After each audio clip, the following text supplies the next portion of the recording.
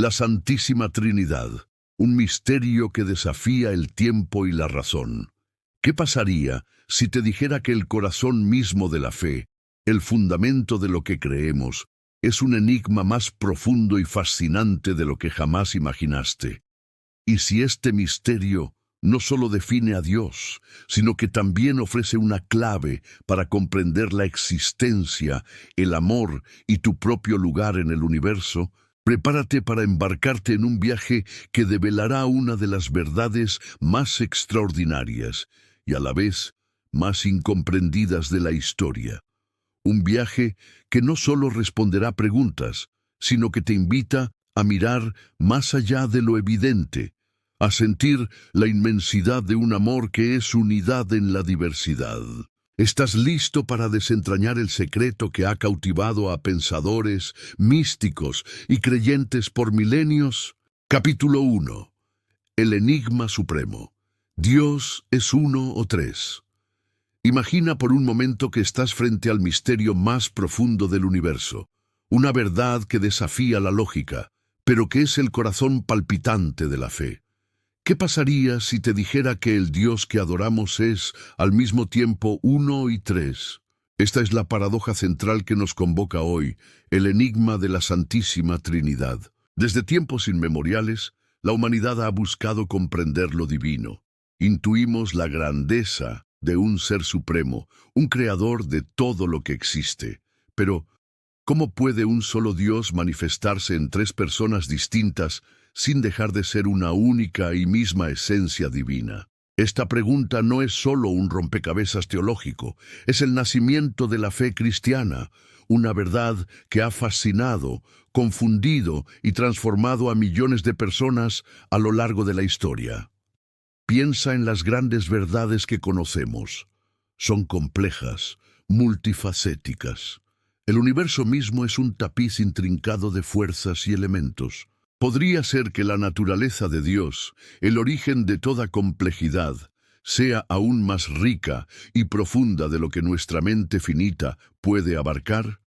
La idea de que Dios sea uno y trino no es una invención tardía, sino una verdad que se ha ido revelando progresivamente a lo largo de los siglos. Desde las primeras intuiciones de una pluralidad divina en los textos antiguos, hasta la revelación plena en la persona de Jesús de Nazaret, la historia de la fe está marcada por el gradual despliegue de este misterio.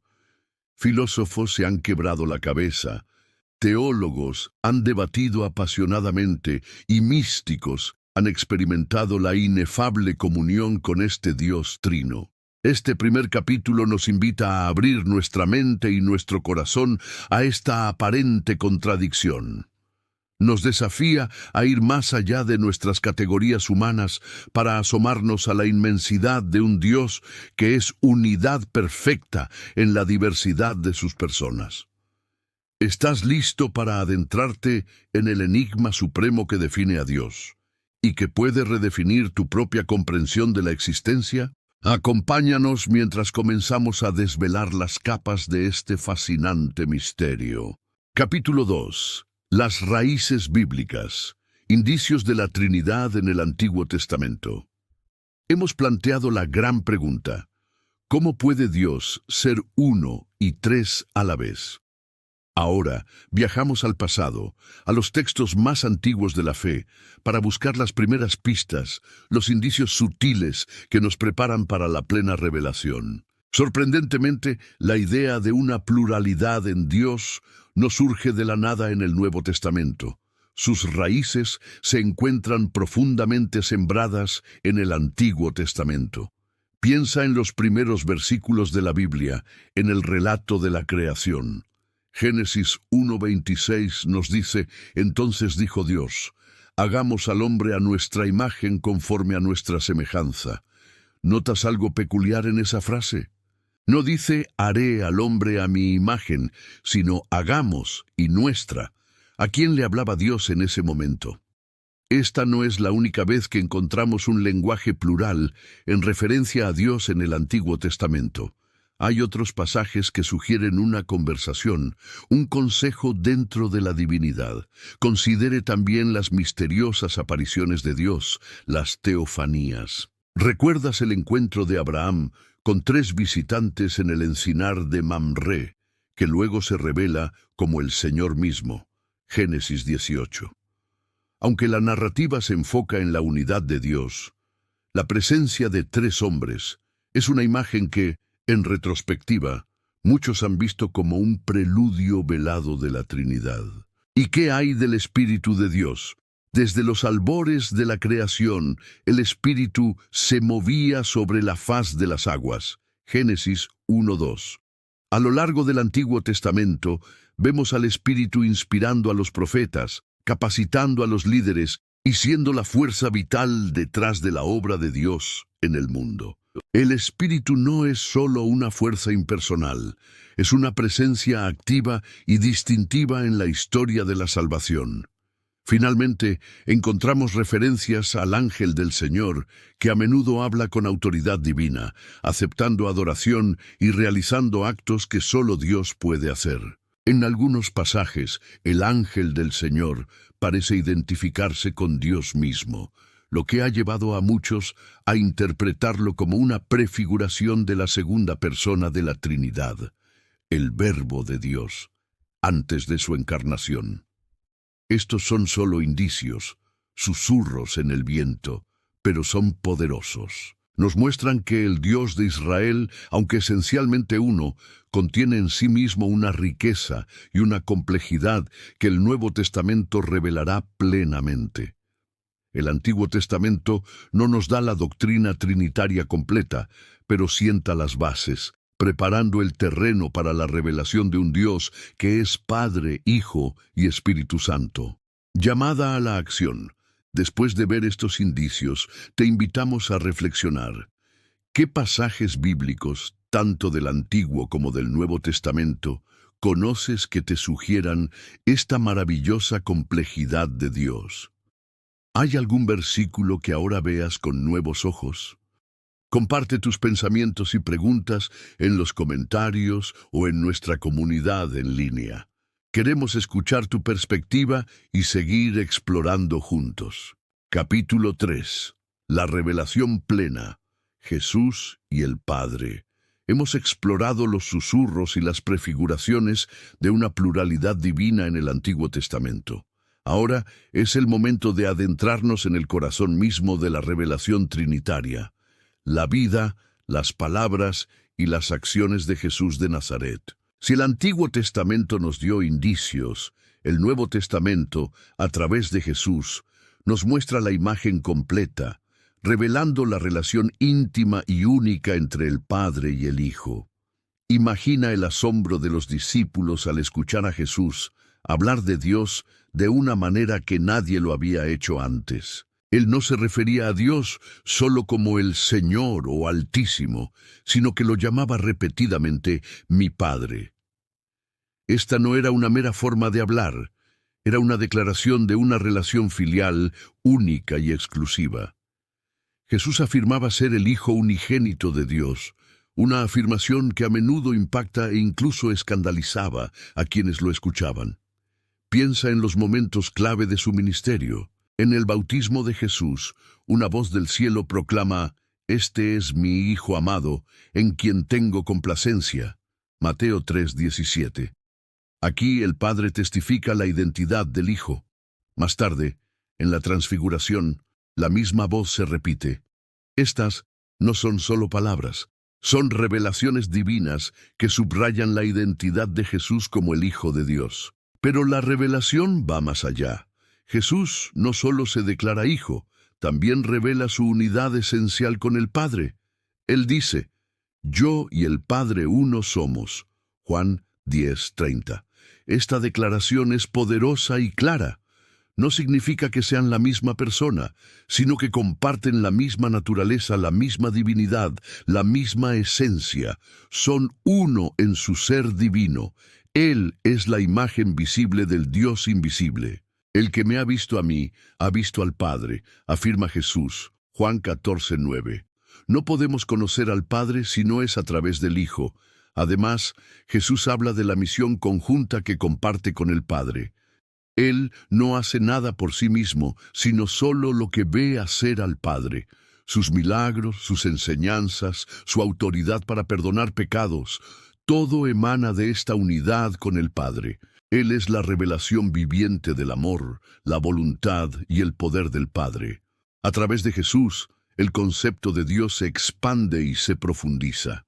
Ya no es solo el Dios distante y majestuoso, sino un Padre amoroso que envía a su Hijo para revelarse a la humanidad y reconciliarnos consigo mismo. La encarnación de Jesús no es solo la llegada de un profeta o un maestro, es la manifestación del Hijo de Dios, la segunda persona de la Trinidad, caminando entre nosotros.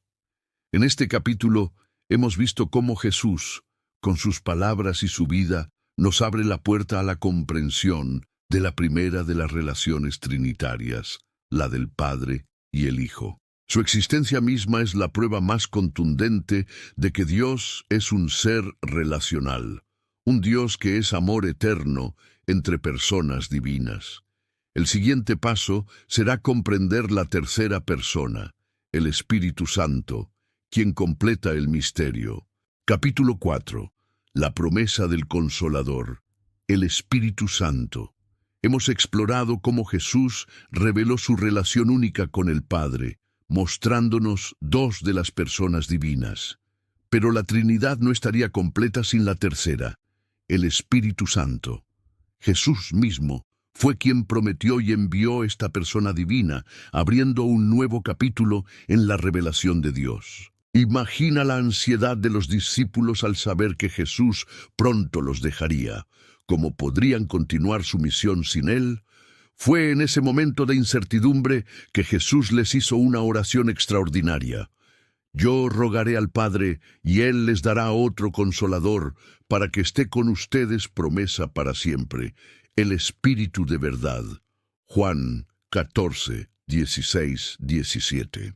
Con estas palabras, Jesús no solo anticipó su partida, sino que también presentó a una nueva persona divina que continuaría su obra, habitando en sus seguidores. El Espíritu Santo no es una fuerza impersonal o una mera energía divina. Jesús lo describe con atributos personales. Él les enseñará, Él les recordará, Él dará testimonio de mí. Él los guiará a toda la verdad. Estas son acciones que solo una persona puede realizar. El Espíritu Santo es el agente divino que hace presentar a Cristo en el mundo y en la vida de los creyentes. La promesa del Espíritu se cumple de manera dramática y poderosa en el día de Pentecostés, 50 días después de la resurrección de Jesús. Los discípulos estaban reunidos y de repente vino del cielo un estruendo como de un viento recio que soplaba, y se les aparecieron lenguas repartidas como de fuego, y todos fueron llenos del Espíritu Santo. Hechos 2:4. Esta efusión transformadora no solo les dio poder para hablar en otras lenguas, sino que les infundió valor, sabiduría y la capacidad de proclamar el Evangelio con audacia. El Espíritu Santo tiene roles fundamentales en la economía divina. Él es el dador de vida, quien inspiró las Escrituras, quien mora en los creyentes, quien nos santifica y nos capacita para vivir una vida que agrada a Dios. Él es quien nos permite clamar Abba, Padre, estableciendo nuestra relación filial con Dios. Es el que distribuye los dones espirituales para la edificación de la Iglesia y el que impulsa la misión de Dios en el mundo. Así, la revelación del Espíritu Santo completa el panorama de la Trinidad. No es simplemente una manifestación de Dios, sino una persona distinta, con su propia identidad, pero que comparte la misma esencia divina con el Padre y el Hijo. Desde la creación, donde el Espíritu se movía sobre la faz de las aguas, pasando por su papel en la concepción virginal de Jesús, hasta su presencia continua en la Iglesia, el Espíritu Santo es la presencia activa y vivificante de Dios en la historia y en cada corazón creyente. Hemos visto al Padre revelado por el Hijo y al Espíritu Santo enviado por el Padre a través del Hijo. Las tres personas están intrínsecamente unidas en su ser y en su acción, operando en perfecta armonía para llevar a cabo el plan divino de salvación. Ahora que conocemos a las tres personas, el próximo paso será comprender cómo la Iglesia a lo largo de la historia ha articulado esta verdad en sus confesiones de fe. Capítulo 5. Nombres y relaciones. Padre, Hijo y Espíritu Santo. Hemos explorado a cada una de las personas divinas, el Padre, el Hijo y el Espíritu Santo. Pero para comprender verdaderamente la Santísima Trinidad, es crucial ir más allá de la simple identificación y sumergirnos en la riqueza de sus nombres y las relaciones eternas que los unen. La Trinidad no es solo una colección de tres, sino una unidad de ser en una comunión perfecta de amor. Un error común al intentar comprender la Trinidad es ver a las tres personas como modos o roles que Dios adopta en diferentes momentos, como un actor que usa tres máscaras distintas. Esto es lo que se conoce como modalismo, y la fe cristiana lo rechaza. El Padre no se convierte en el Hijo, ni el Hijo en el Espíritu Santo. Cada uno es una persona distinta, eternamente existente, con su propia identidad, pero que comparte la misma esencia divina. No hay tres dioses, sino un solo Dios en tres personas. Piensa en la distinción. El Padre es el origen, la fuente de toda divinidad. De Él proceden el Hijo y el Espíritu Santo. No es generado ni procede de nadie. El Hijo es engendrado por el Padre desde toda la eternidad. La palabra engendrado aquí no implica un inicio en el tiempo, sino una relación de origen. Así como la luz emana del sol sin que el sol deje de ser fuente, el Hijo emana del Padre sin que el Padre deje de ser el origen. Él es la palabra eterna, la imagen perfecta del Padre. El Espíritu Santo procede del Padre y del Hijo. Esta procesión es otra forma de relación eterna, no de creación. El Espíritu es el amor que se intercambia entre el Padre y el Hijo, el aliento de vida de la divinidad. Estas relaciones eternas son lo que definen a cada persona y las distingue. No son funciones temporales, sino relaciones ontológicas, es decir, que pertenecen a su propio ser. El Padre es siempre Padre, el Hijo es siempre Hijo, y el Espíritu Santo es siempre Espíritu Santo, en una danza divina de amor y comunión. La analogía de un equipo o comité humano también se queda corta, porque un equipo está compuesto por individuos separados. En la Trinidad, las personas son inseparables en su ser y en su acción. Donde está una, están las otras. Cuando el Padre crea, lo hace a través del Hijo y por el Espíritu. Cuando el Hijo se encarna, lo hace por el poder del Espíritu y según la voluntad del Padre. Comprender esta distinción de personas y la unidad de esencia es crucial para evitar caer en el triteísmo, la creencia en tres dioses, o en el modalismo, la creencia en un solo Dios que se manifiesta de diferentes maneras. La fe cristiana sostiene el delicado equilibrio de un Dios único que subsiste en tres personas divinas. Esta verdad profunda nos invita a contemplar la perfección del amor divino. La Trinidad es una comunión eterna de amor, de donación y de relación mutua. Es el modelo supremo de comunidad y de la entrega sin límites que existe dentro de Dios mismo. Este conocimiento no es solo intelectual, es una invitación a entrar en esa misma comunión de amor. ¿Te has detenido a pensar cómo la Trinidad modela nuestra propia comprensión de las relaciones humanas, del amor y de la comunidad? ¿Cómo esta verdad divina puede transformar tu visión de la vida, de tu familia o de tu iglesia? Te animamos a descargar nuestra guía gratuita, La Trinidad en tu vida cotidiana.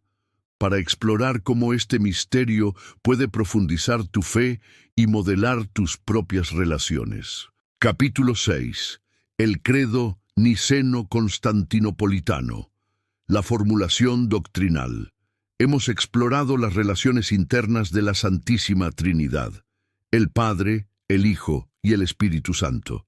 Pero esta profunda verdad no fue aceptada sin debate ni desafío. A medida que la fe cristiana se expandía, surgieron diferentes interpretaciones y preguntas sobre la naturaleza de Dios. Para proteger la verdad revelada y ofrecer una base doctrinal sólida, la Iglesia convocó grandes concilios que culminaron en la formulación de lo que hoy conocemos como el credo niceno-constantinopolitano. Imagina un momento en la historia donde la unidad de la fe estaba en juego. A principios del siglo IV, un presbítero llamado Arrío comenzó a enseñar que Jesús, el Hijo de Dios, no era verdaderamente Dios, sino una criatura excepcional, la primera y más grande de todas las criaturas de Dios, pero no coeterno ni cosustancial con el Padre. Esta idea, conocida como arrianismo, amenazaba con desmantelar la comprensión cristiana de la divinidad de Cristo y, por extensión, la redención. Para abordar esta crisis teológica, el emperador Constantino convocó el primer concilio ecuménico en Nicea en el año 325 DC. Fue una reunión monumental de obispos de todo el mundo conocido, debatiendo apasionadamente sobre la verdadera naturaleza de Cristo. El resultado fue la primera versión del credo, que afirmaba explícitamente la divinidad de Jesús. El término clave que se introdujo fue homoousios, una palabra griega que significa de la misma sustancia o consustancial. Al declarar que el Hijo es consustancial al Padre, el credo afirmaba que Jesús es plena y verdaderamente Dios, compartiendo la misma esencia divina con el Padre, no siendo una criatura. Décadas más tarde, surgió otra controversia respecto a la divinidad del Espíritu Santo. Algunos sostenían que el Espíritu Santo era inferior al Padre y al Hijo. Para clarificar esta verdad, se celebró el primer concilio de Constantinopla en el año 381 DC. Este concilio reafirmó y amplió el credo de Nicea, agregando las frases que hoy confesamos sobre el Espíritu Santo, Señor y dador de vida, que procede del Padre y del Hijo, que con el Padre y el Hijo recibe una misma adoración y gloria, y que habló por los profetas. Así nació el credo niceno-constantinopolitano, una declaración de fe que es recitada por millones de cristianos cada semana. Cada frase fue cuidadosamente elegida, a menudo como respuesta directa a alguna herejía, para salvar la pureza de la verdad revelada. Es una síntesis concisa, pero profunda, de la fe en el Dios Trino. Creo en un solo Dios, Padre Todopoderoso. Afirma la unidad de Dios y la persona del Padre, y en un solo Señor, Jesucristo, Hijo único de Dios. Engendrado, no creado, de la misma naturaleza del Padre, confirma la divinidad plena de Jesús y su relación eterna con el Padre. Y en el Espíritu Santo, Señor y dador de vida, que procede del Padre y del Hijo, establece la divinidad plena del Espíritu Santo y su relación con el Padre y el Hijo. Este credo no es solo un documento histórico, es una expresión viva de la fe de la Iglesia a través de los siglos. Es una herramienta esencial que nos ayuda a comprender quién es Dios y a confesar nuestra fe de manera coherente y ortodoxa. Al recitar, nos unimos a un coro de creyentes que durante más de 1600 años han afirmado la asombrosa verdad del único Dios en tres personas. Comprender el credo es comprender el fundamento de nuestra fe en la Santísima Trinidad. Capítulo 7. Más allá de la razón.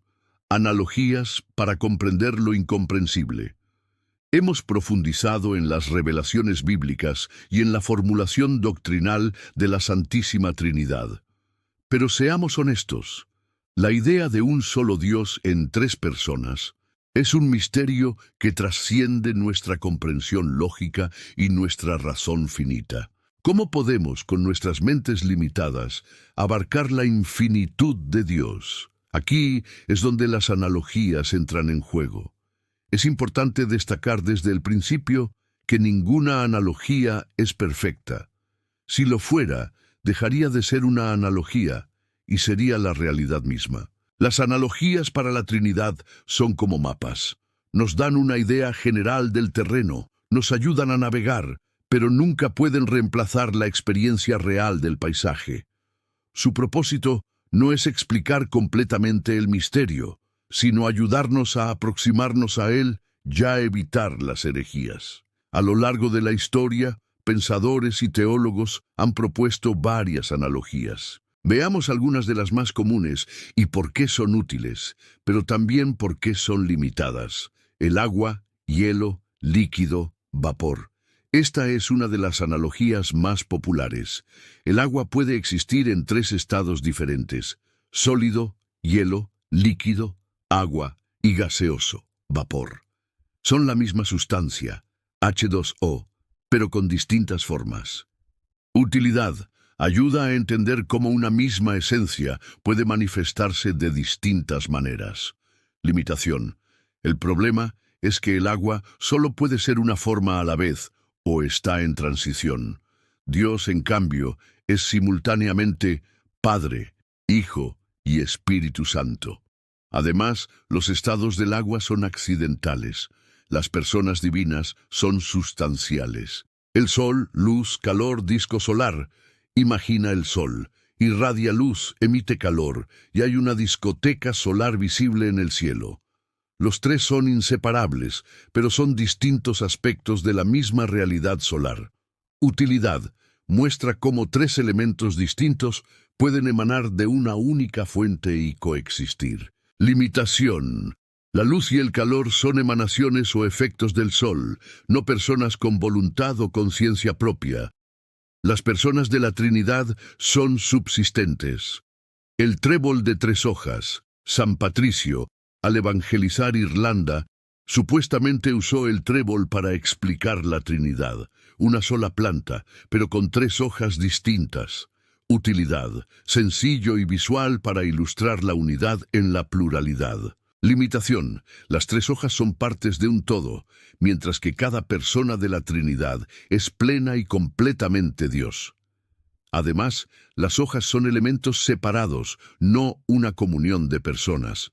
El amor. Amante, amado, amor.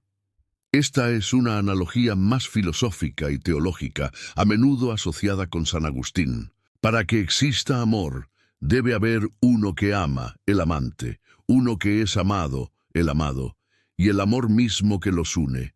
Utilidad. Se acerca más a la naturaleza relacional de la Trinidad, destacando que Dios no es una unidad solitaria, sino una comunión de amor. Limitación. El amor, aunque una cualidad, no es una persona que en sí misma, en el sentido en que lo es el Padre o el Hijo. El valor de estas analogías radica en que nos ofrecen puntos de entrada conceptuales a un misterio que nos supera. Nos ayudamos a construir un marco mental. Sin embargo, lo más importante es recordar que la Trinidad es una revelación, no una invención humana que deba ser completamente comprendida por la lógica.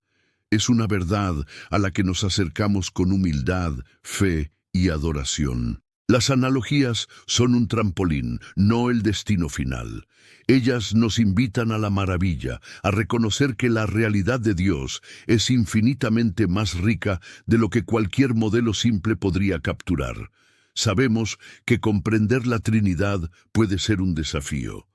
¿Cuál de estas analogías te resultó más útil o te ayudó a visualizar el misterio de una manera diferente? ¿O se te ocurre alguna otra forma, incluso imperfecta, de intentar explicar esta verdad?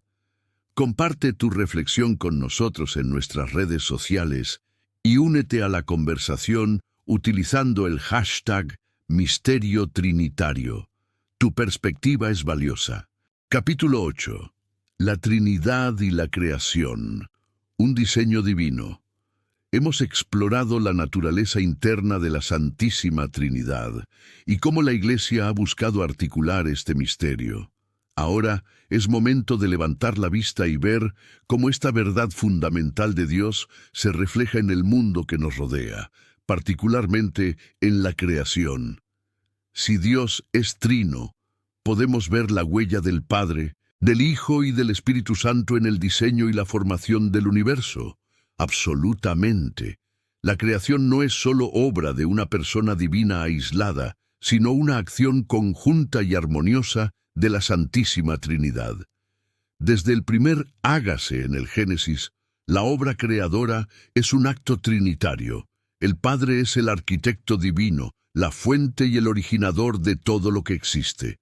Él es quien, en su infinita sabiduría y amor, concibe el plan para el universo. Del Padre emana la voluntad creadora, el deseo de traer la existencia de la nada y de manifestar su gloria a través de un mundo lleno de vida y belleza. El Hijo, la palabra, verbo de Dios, es el agente a través del cual todo fue creado. Juan 1:3 nos dice: todas las cosas por Él fueron hechas, y sin Él nada de lo que ha sido hecho fue hecho. Colosenses 1:16-17 añade: porque en Él fueron creadas todas las cosas, todo fue creado por medio de Él y para Él. El Hijo es la inteligencia divina, el modelo perfecto según el cual el universo está diseñado, la expresión viva de la idea de Dios. Es la sabiduría personificada que organiza el cosmos, dándole forma, orden y propósito. El Espíritu Santo es el aliento vital, el dador de vida, quien perfecciona y vivifica la creación. Génesis 1:2 nos dice que el Espíritu de Dios se movía sobre la faz de las aguas al inicio de la creación, infundiendo vida y orden en el caos primordial. Es el Espíritu quien lleva a cabo la voluntad del Padre a través del Hijo, imbuyendo la creación con vitalidad, belleza y la capacidad de sostener la vida. Es Él quien renueva la faz de la tierra y sostiene toda existencia. Así, la creación no es un acto solitario, sino una danza cósmica de las tres personas divinas. El Padre concibe, el Hijo diseña y ejecuta, y el Espíritu vivifica y perfecciona. Esta sinfonía trinitaria se manifiesta en la diversidad del cosmos, en la intrincada belleza de la naturaleza y en la armonía de las leyes físicas, y aún más profundamente, el ser humano mismo es creado a imagen y semejanza de Dios. Génesis 1:26. Si Dios es Trinidad, un Dios que es comunión y relación, entonces nuestra propia capacidad para amar, para formar comunidades, para relacionarnos con otros, es un eco lejano de la comunión perfecta que existe dentro de la divinidad. Llevamos la huella trinitaria en nuestra capacidad para la unidad en la diversidad, para la entrega y para el amor. Ver la creación a través de los ojos de la Trinidad es transformar nuestra comprensión del mundo. No es solo un conjunto de elementos al azar, sino una obra de arte divina, un diseño intencional y amoroso en el que cada persona de la Trinidad es compatible con un papel esencial. Nos invita a la gratitud, a la admiración y a reconocer que el mismo Dios que nos ama es el mismo Dios que dio forma a las galaxias y a la vida en la tierra. Capítulo 9.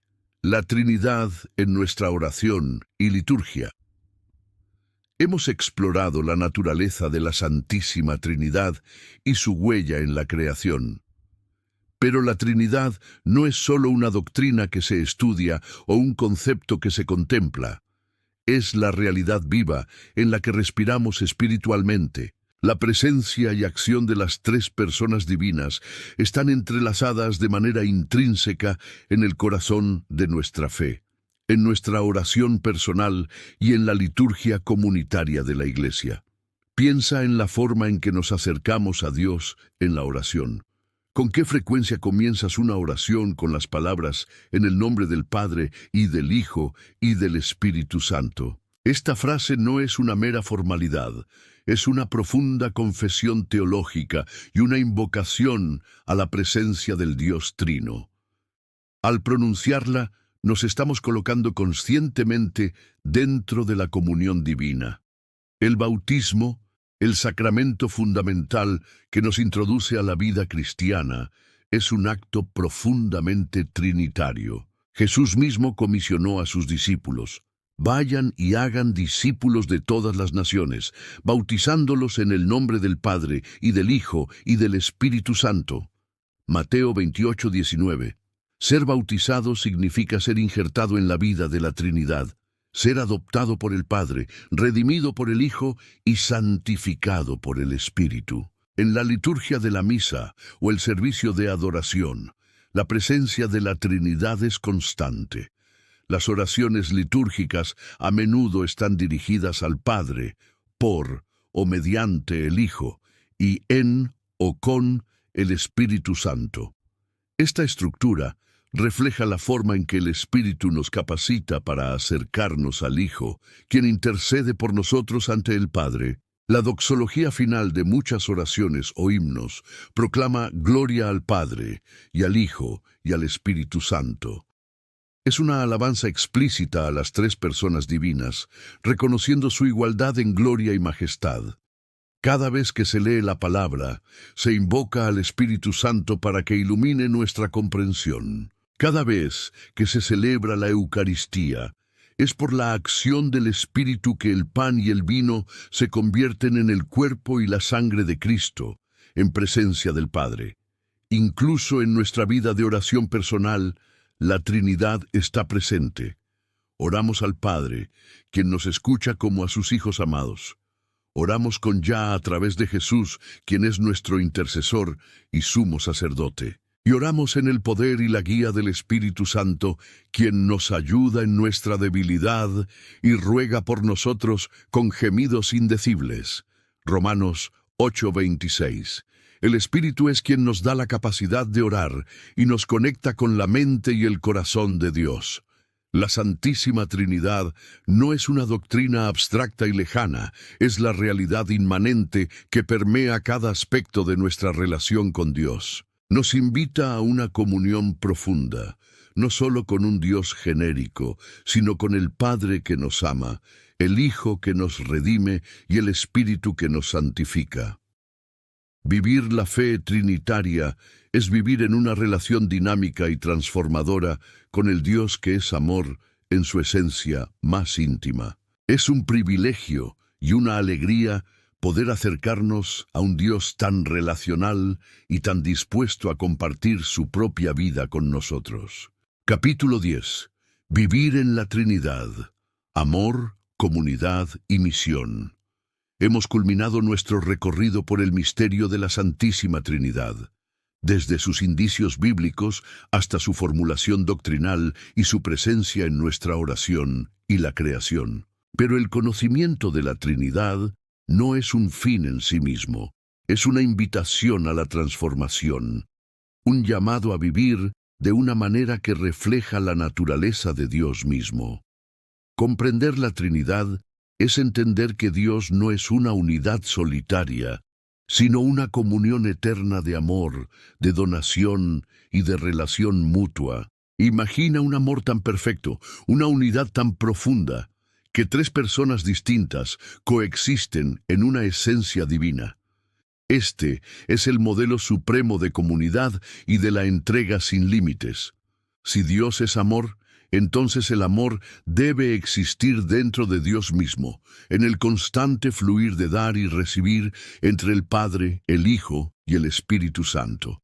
Esta es la verdad más radical y esperanzadora sobre el Dios que adoramos. ¿Cómo se traduce esto en nuestra vida diaria? Amor y relación.